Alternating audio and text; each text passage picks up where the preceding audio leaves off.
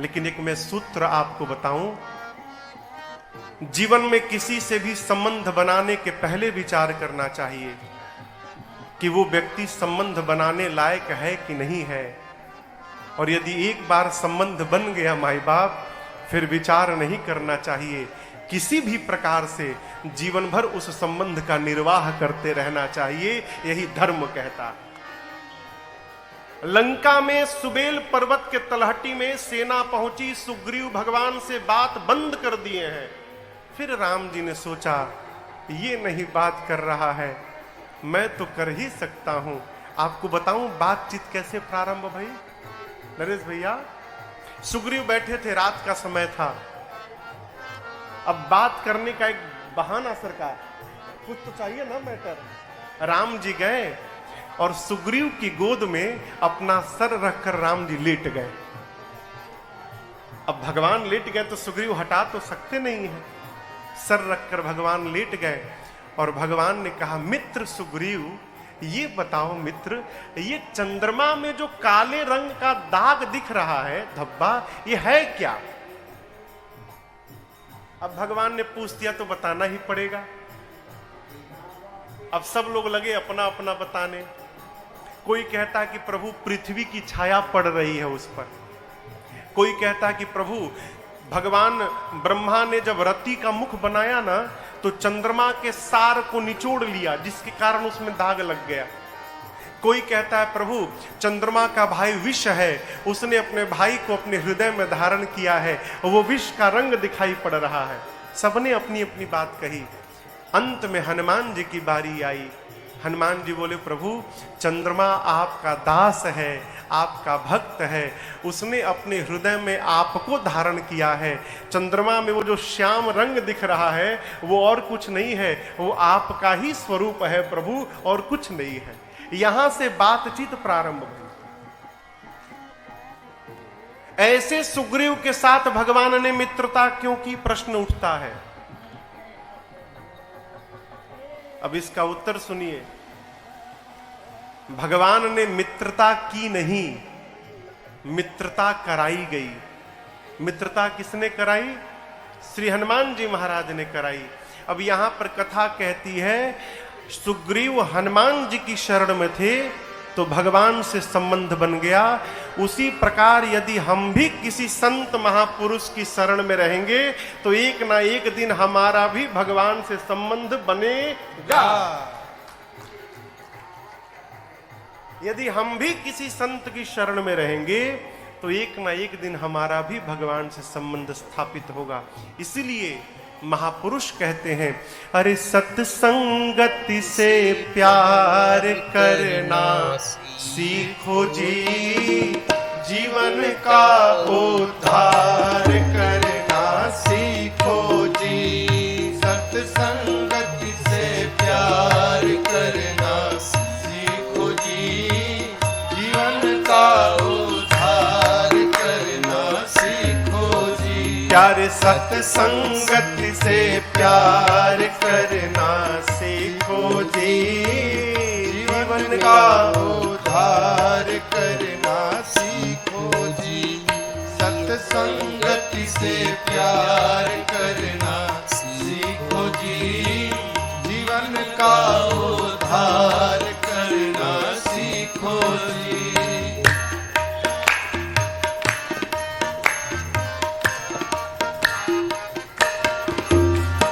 चलते फिरते रोते गाते सुख दुख में मन को समझा के। चलते फिरते रोते गाते सुख दुख में मन को समझा।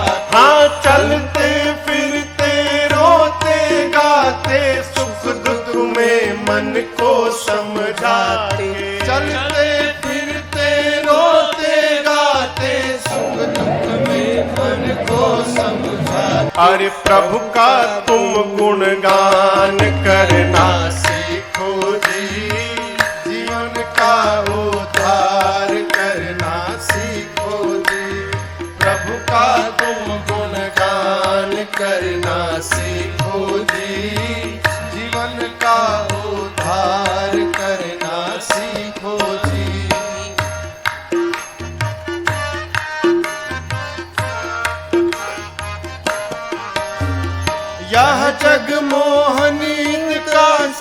सपना, नहीं कोई गैर नहीं कोई अपना, यह जग मोहनीद का सपना, नहीं कोई गैर नहीं। इसलिए तुम सत्य असत्य विचार करना सीखो जी, जीवन का उद्धार करना सीखो जी, सत्य असत्य विचार करना सीखो जी, जीवन का उद्धार करना सीखो जी।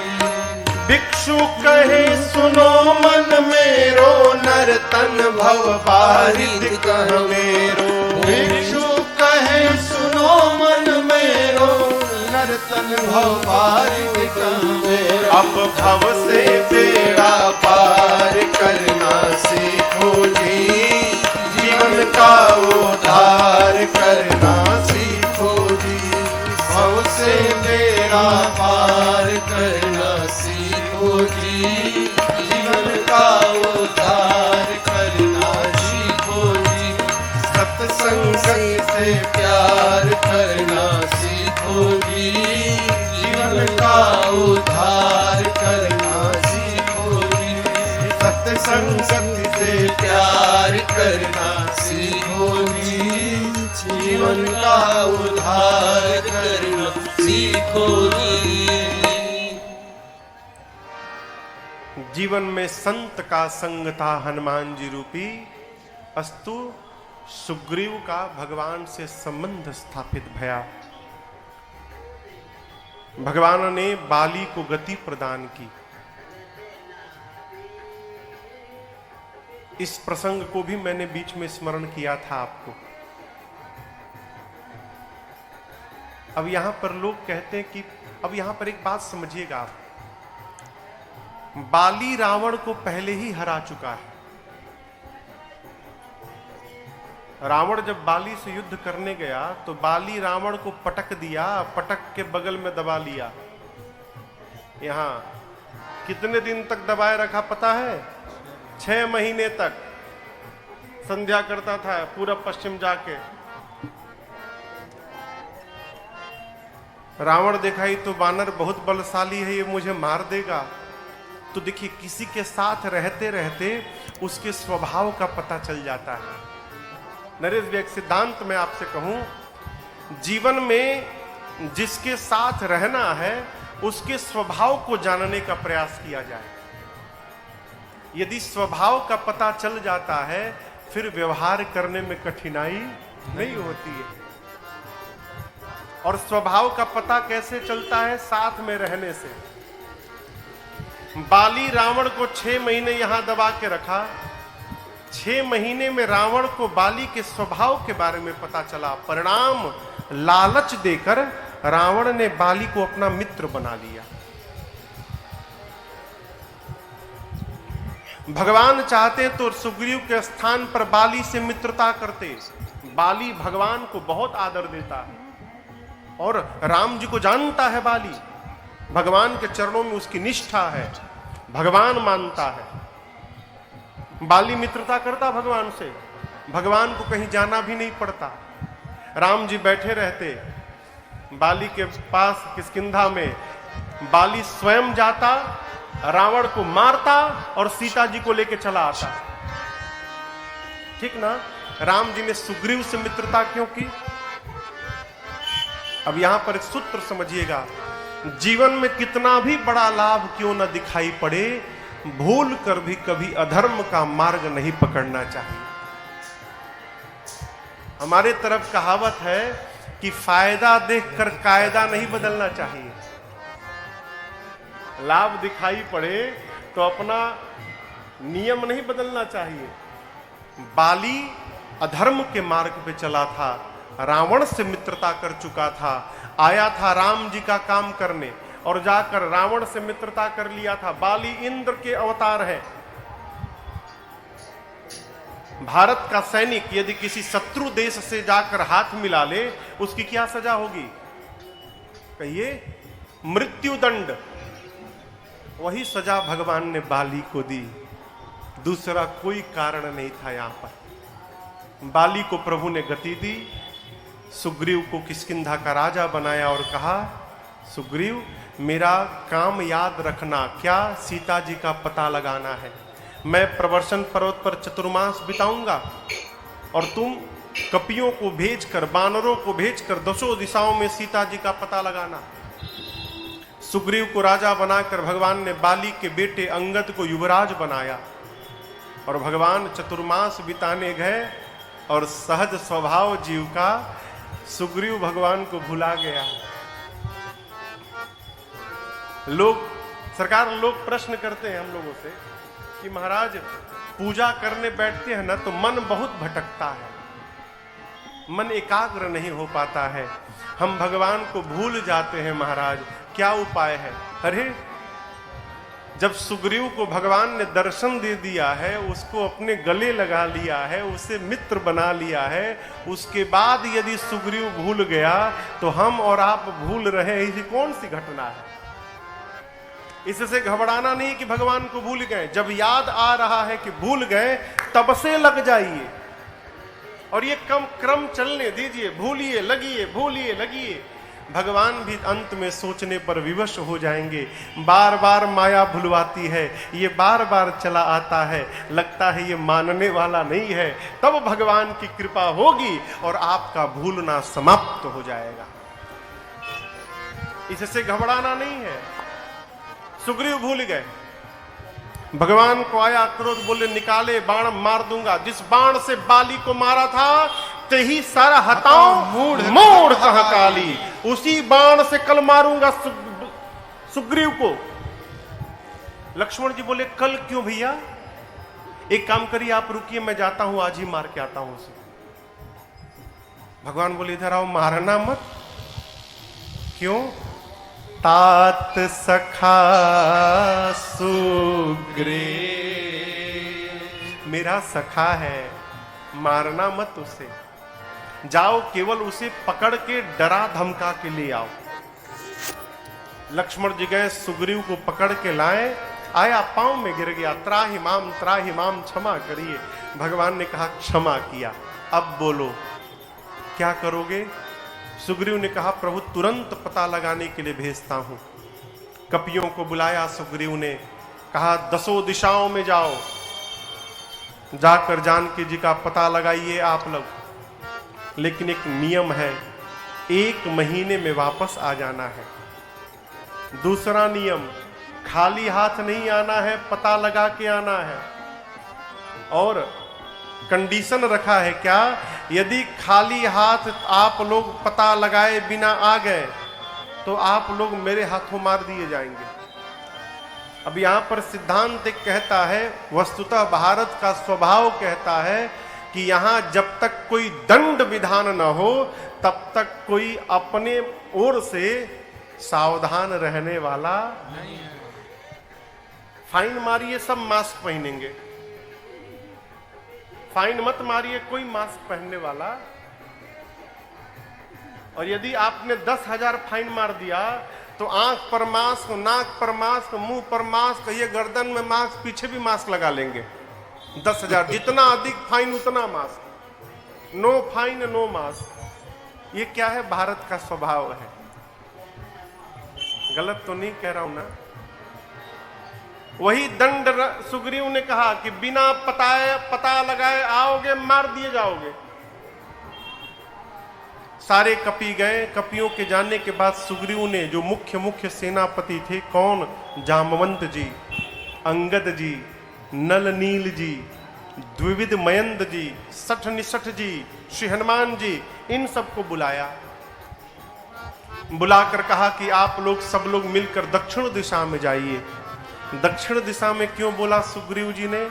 क्योंकि जटायु जी ने बताया था, प्रभु लय दक्षिण दिशि गयो गोसाई।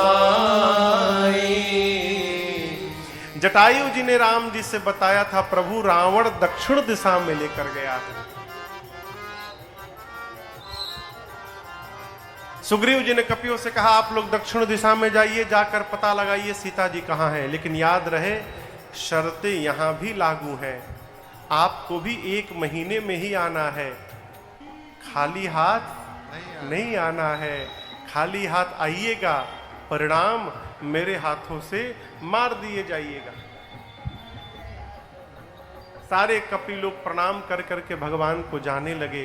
सबके जाने के बाद सबसे बाद में पाछे पवन तनय सिरुनावा, पाछे पवन तनय सिरुनावा, जानी काज प्रभु निकट बुलावा, जानी काज प्रभु निकट बुलावा, परसासीस सरोरुह पानी, परसासीस सरोरुह पानी, कर मुद्रिका दीन जन जानी, कर मुद्रिका दीन जन जानी, कर मुद्रिका दीन जन। जानी। सबसे अंत में श्री हनुमान जी ने प्रणाम किया। और आपको बतावें, राम जी ने किसी को नहीं बुलाया, परंतु जब हनुमान जी ने प्रणाम किया तो प्रभु ने हनुमान जी को अपने निकट बुला लिया। क्यों? देखिए, जो मालिक होता है ना, जो स्वामी होता है, उसे अपने हर सेवक की क्षमता का ज्ञान होता है। हमारे किस सेवक की क्या क्षमता है, जो स्वामी होता है वो ठीक से जानता है। राम जी जानते हैं कि जा भले सब रहे हों, काम तो मेरा हनुमान ही करके मेरे पास लौटेगा। इसलिए भगवान ने किसी को नहीं बुलाया। उसमें सबसे श्रेष्ठ जामवंत जी थे, नहीं बुलाया, हनुमान जी को बुलाया प्रभु ने। हनुमान जी आकर प्रणाम किए। प्रभु ने सिर पे हाथ फेर कर लाड़ लड़ाया और अपनी संध्या वाली अंगूठी निकाली और हनुमान जी को दिया। कहा, लाला जाकर बहु प्रकार सीतहि समुझाए हो, और कही बल विरह बेगी तुम आए हो।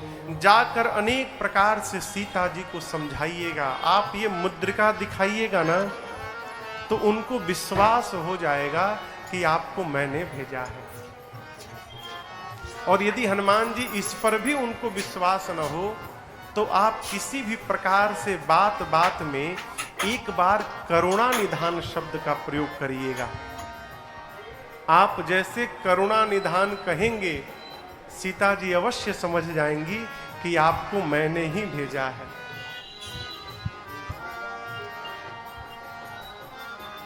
भगवान कहते हैं, हनुमान जी जाइएगा, अनेक प्रकार से जानकी जी को समझाइएगा, मेरे विरह बल को बताकर, और आप शीघ्र वापस आइएगा। हनुमान जी प्रणाम करके गए आगे। स्वयं प्रभा जी के सहयोग से सारे कपि लोग समुद्र के किनारे पहुंचे। अब आगे पानी दिखाई पड़ने लगा, समुद्र में पानी ही है ना। अब अंगद जी कहने लगे कि आगे अब कहां जाए, सामने तो समुद्र है, पानी है, जाएंगे डूब के मर जाएंगे। पीछे बिना पता लगाए जाएंगे तो सुग्रीव मार डालेंगे। अब तो आगे भी मृत्यु, पीछे भी मृत्यु। अब हम कहीं जाएंगे नहीं, हम लोग इसी समुद्र तट पर बैठेंगे और बैठे बैठे प्राण का त्याग कर देंगे। जामन जी लगे समझाने अंगद जी को। अंगद जी अधीर नहीं होते हैं। राम जी ब्रह्म है, भगवान है, राम जी का कार्य स्वयं राम जी करेंगे, हम और आप तो निमित्त मात्र हैं। चिंता मत करिए, कोई ना कोई मार्ग अवश्य निकलेगा। अभी जामवंत जी समझा ही रहे थे कि ऊपर एक गुफा में पर्वत पर जटायु जी के भाई संपाति बैठे थे। इनके पंख जल चुके हैं, किसके? संपाति के। और चंद्रमा नाम के मुनि ने इनको आशीर्वाद दिया था कि संपाति जी, त्रेता में जब राम जी के दूत सीता जी का पता लगाने जाएंगे तो उन दूतों के दर्शन से आपके फिर से नवीन पंख आ जाएंगे। अब इनको पता तो नहीं है संपाति को कि राम जी के दूत हैं, पंख नहीं है तो उड़ नहीं पाते हैं, उड़ नहीं पाते हैं तो भोजन नहीं प्राप्त होता है, ठीक है, भोजन नहीं मिला तो दुर्बल हो गए, कहीं जा नहीं पा रहे हैं। ऊपर से देखा नीचे इतने सारे बानर आ गए हैं, बोले वाह वाह ब्रह्मा जी, बहुत बहुत धन्यवाद आपको, कई दिनों से भूखा था मैं, आज इन सारे कपियों को खा जाऊंगा मैं। जैसे संपाति बोले तो अंगद जी सुन लिए, बोले जय हो प्रभु, अभी अभी हम लोगों ने मरने की प्लानिंग की, तब तक आपने मारने की व्यवस्था बना दी। एक ये गिद्ध है जो हम लोगों को खाने की बात करते हैं, और एक वो गिद्ध थे जटायु जी जिन्होंने राम कार्य में अपने प्राण की आहुति दे डाली। संपाति सुने जटायु, ऊपर से संपाति बोले निर्भय हो जाइए, जटायु मेरे भाई थे, क्या हुआ मेरे भाई को? जामन जी ने पूरी बात बताई। कपियों के सहयोग से संपाति जी समुद्र के किनारे गए, जल लेकर अपने भाई को तर्पण किया, और जैसे पता लगा कि ये राम जी के दूत हैं, संपाति जी के शरीर में नवीन पंख आ गया है, पंख फुला के लगे नाचने, वो नवीन पंख आया, आनंद में झूमने लगे। जामन जी बोले आपका काम हो गया ना, नवीन पंख आ गया, अब आप हमारा काम करिए। क्या काम? पता चला है कि गिद्ध बहुत दूर तक देखता है, आप देखिए कहीं सीता जी दिखाई दे रही हैं। संपाति जी लगे देखने और बोले मैं देखा हूं तुम नाही, गिद्धहि दृष्टि अपार। संपाति जी बोल रहे हैं कि मुझे सीता जी दिखाई पड़ गई, समुद्र में 100 योजन दूर त्रिकूट पर्वत के ऊपर लंका नगरी है, जहां अशोक वाटिका में एक अशोक वृक्ष के नीचे वो देखिए, वो सीता जी बैठी हैं। अब जैसे पता मिला, कपि लोग नाचने लगे, बहुत सुंदर, और सहायता करिए। बोले और नहीं करूंगा। क्यों? बूढ़ भयऊं नत करते हूं, कछुक सहाय तुम्हारा। बूढ़ा हो गया हूं, शरीर में बल नहीं है, नहीं तो आपकी सहायता अवश्य करता मैं। हाँ, एक काम अवश्य कर सकता हूं, आप में से कौन वहां जाएगा ये बता सकता हूं। जामुन जी बोले कौन जाएगा? संपाति बोले जो एक छलांग में 100 योजन की दूरी तय कर लेगा। योजन समझ में आता है आपको? योजन, एक योजन में कितनी दूरी? हाँ, एक योजन में 4 कोस, एक कोस में कितना किलोमीटर? 3। तो एक योजन में कितना किलोमीटर हुआ? 12 किलोमीटर। एक योजन में 12 किलोमीटर, 100 योजन में 1200 किलोमीटर। संपाति जी बोले जो 1200 किलोमीटर लंबी छलांग यानी 100 योजन की छलांग लगाने में सक्षम है, वही सीता जी का पता लगाने वाला है। यहां जंप मारे तो 1200 किलोमीटर बाद उतरे। संपाति बोल के चले गए। संपाति जी के जाने के बाद जितने कपि लोग गए थे सब एक दूसरे का मुख देखने लगे, कौन जाएगा? कौन जाएगा 1200? एक कपि ने कहा कि जामोन जी मैंने एक बार 20 योजन की छलांग मारी थी। एक ने कहा तुम 20 गए थे, मैं तो 40 जा चुका हूं। एक कपि ने और हिम्मत बानी, तुम 40 गए थे, मैं कोशिश करूंगा 50 योजन चला जाऊंगा। जामन जी देखिए ये सब तो धीरे धीरे बढ़ने लगे।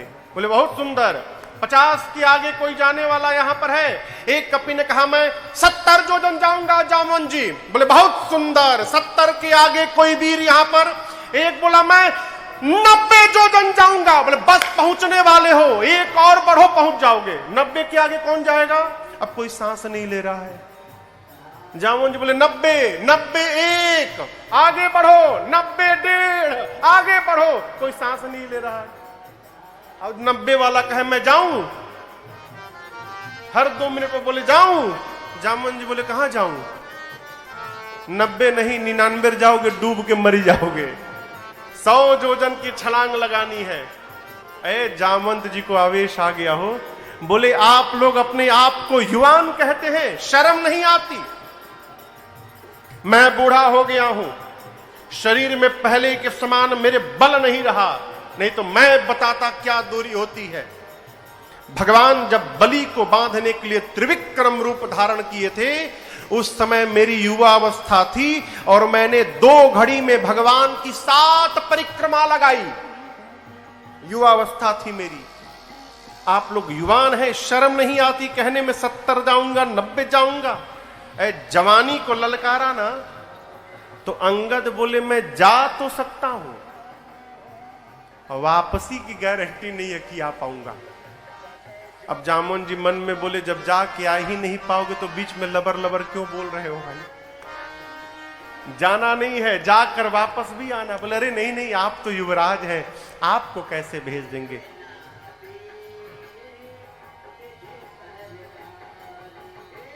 जो काम नहीं आता है उसमें शुरू नहीं करना चाहिए। एक जगह कथा चल रही थी, तो जो जैसे विनय जी हैं हारमोनियम बजा रहे हैं, वैसे वहां ये सत्य घटना है। तो जो हारमोनियम बजा रहे थे वो भैया भजन शुरू कर दिए।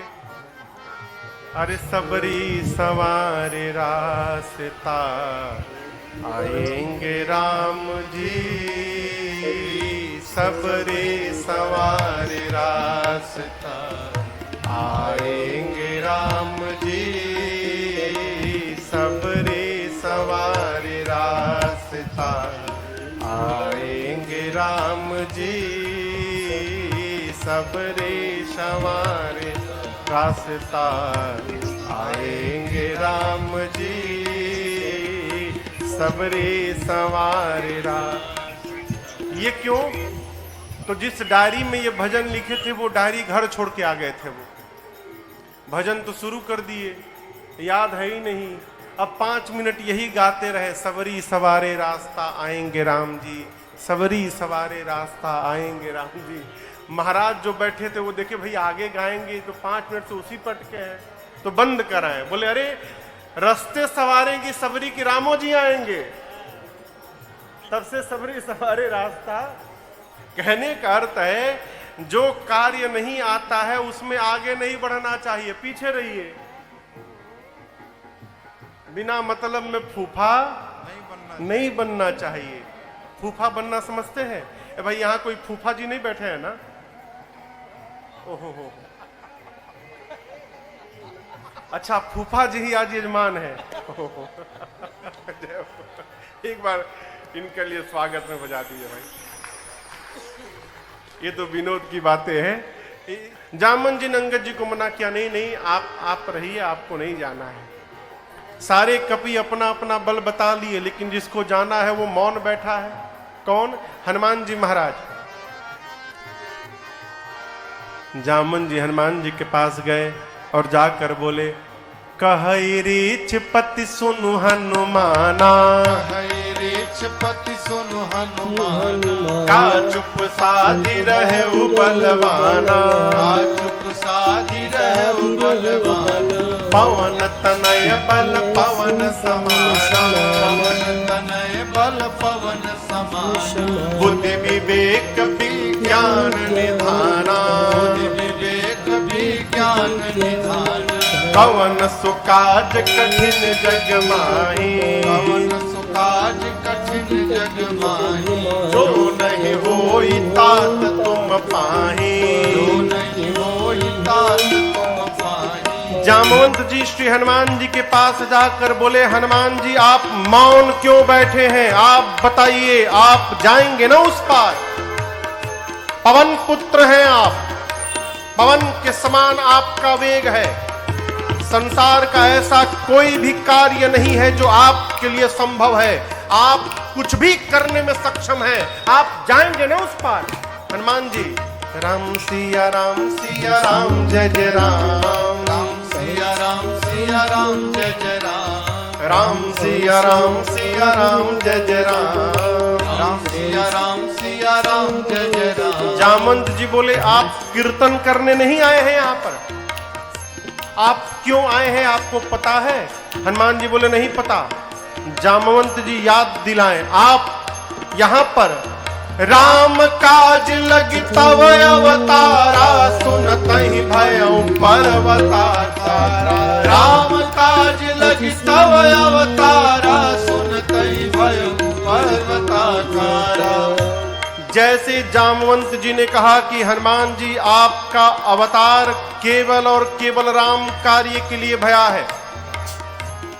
हनुमान जी सुने, राम काज लगी मम अवतारा। बाबा कहते सुनते ही भयउ पर्वताकारा। हनुमान जी विशाल स्वरूप धारण कर लिए, मानो पर्वत की अट्टालिका खड़ी हो गई हो। विराट रूप धारण करके सिंह की आवाज में दहाड़ मारकर बोलने लगे, जामवंत जी आप बता रहे हैं कि कोई समुद्र को पार नहीं कर पाया, मैं खेल खेल में लांघ जाऊंगा। सिंहनाद करी बारहि बारा, सिंहनाद करी बारहि बारा। लीलई नागौ जल निधिखारा, लीलहि नागौ जल निधिखारा। सहित सहाय राम नहीं मारे, सहित सहाय राम नहीं मारे। आनौ इहाँ त्रिकूट उपारे, आनौ इहाँ त्रिकूट उपारे। जामवंत मैं पूछूं तो ही, जामवंत मैं पूछूं तो ही। उचित सिखावन दीजौ मोहि, उचित सिखावन दीजौ। हनुमान जी विराट रूप धारण कर लिए, गरजने लगे, बोले जामवंत जी मैं खेल खेल में लांघ जाऊंगा, रावण को पकड़ के मसल के मार दूंगा। कहिए, आप कहिए, रावण के साथ उसकी पूरी सेना को समाप्त कर दूंगा। आप कहिए, लंका को त्रिकूट पर्वत के साथ उठाकर आपके चरणों में लाकर रख दूंगा। क्या करूं मैं, क्या करूं? कि रावण को मार के आऊं, कि रावण के साथ पूरी सेना को समाप्त कर दूं, कि लंका को उठा कर ले आऊं? इन तीनों में से क्या करूं? जामवंत जी बोले पहले नीचे आइए, पहले बराबरी में आइए। आप न रावण को मारिएगा, न सेना को मारिएगा, न लंका लेके आइएगा, कुछ मत करिएगा। हनुमान जी बोले करूंगा क्या? जामवंत जी बोले बस इतना करहु तात तुम जाए, इतना करहु तात तुम जाए। सितहि देखी कहूँ सुधियाए, सितहि देखी कहूँ सुधियाए। सितहि देखी कहूँ सुधियाए।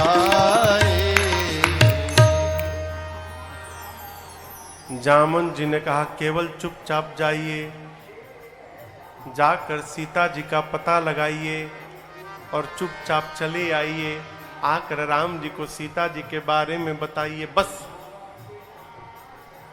क्या करिए? सीतहि देखी कहूँ सुधियाए, कहहु सुधियाए। आप जाइए, सीता जी को देखिए और उनकी जो सुधि है, उनकी जो स्थिति है वास्तविक, वो आकर राम जी से बताइए। हनुमान जी बोले इतना दूर जाऊंगा, रवणवा को 2-3 फाइट मारूंगा नहीं, फिर जाने का मतलब क्या है? जामवंत जी बोले नहीं नहीं नहीं नहीं नहीं, रावण को टच मत करिएगा, वो हमारा आपका काम नहीं है, उसके लिए तो भगवान ही पर्याप्त है। प्रभु हम कपियों की सेना को लेकर कपि सेन संग संहारे निशिचर राम सीतहि आनी है त्रैलोक पावन सुजस सुर मुनि नाम।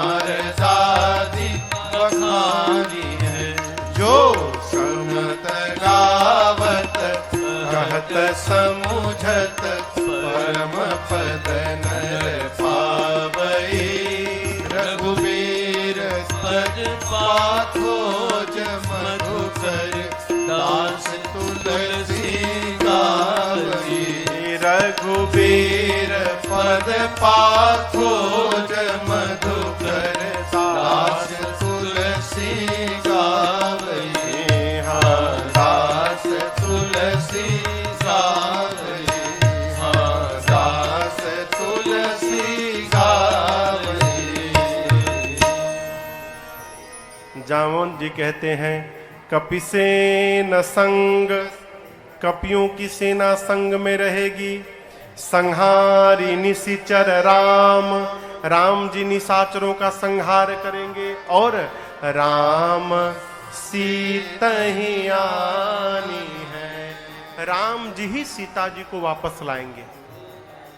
और भगवान की इस कथा को त्रैलोक्य नारद आदि मुनि सब गाएंगे।